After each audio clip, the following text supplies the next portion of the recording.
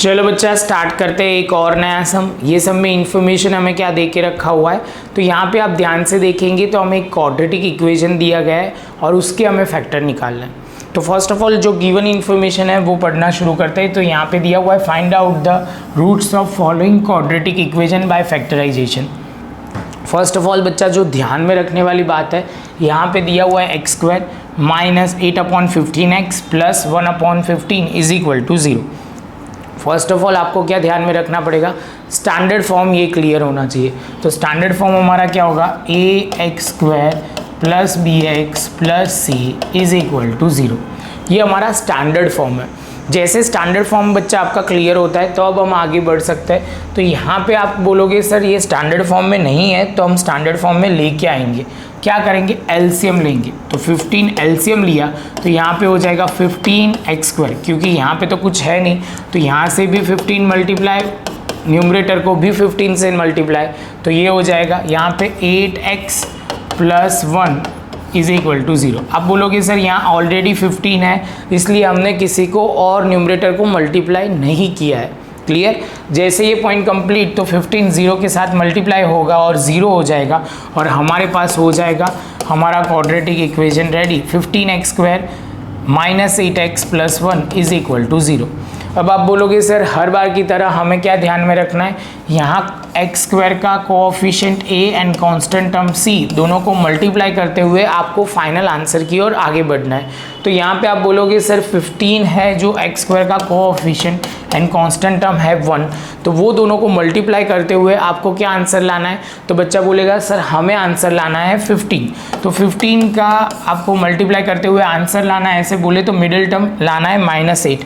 तो बच्चा ये तो ओरल भी कर सकते हैं, हम लिख सकते हैं क्या, तो आप बोलोगे सर 5 3 ज़ा कितना हो जाएगा, तो 5 3 ज़ा हो जाएगा, आप बोलोगे 8। 5 3 ज़ा मल्टीप्लाई करोगे तो 15 और एडलेस करोगे जैसे इसमें तो माइनस ही करना पड़ेगा, -5 -3 हो जाएगा 8। चलो बच्चा तो स्टार्ट करते हैं यहाँ पे लिखना।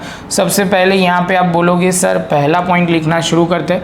तो 15x स्क्वायर यहाँ पे -5x minus 3x plus 1 is equal to 0।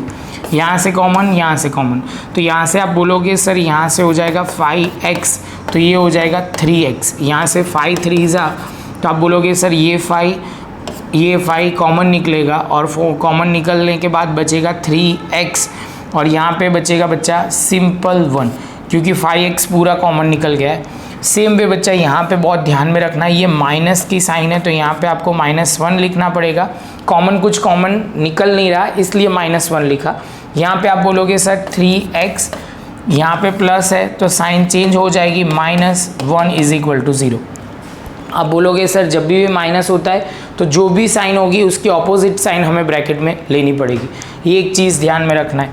जैसे ये पॉइंट कंप्लीट होता है तो बच्चा हम लिख सकते हैं 3x - 1, दो ब्रैकेट सेम आ गए। देखो ये वाला डायलॉग भूलना नहीं है, ये दोनों सेम आ गए तो यहाँ पे हम बोलेंगे 5x - 1 इज इक्वल टू 0।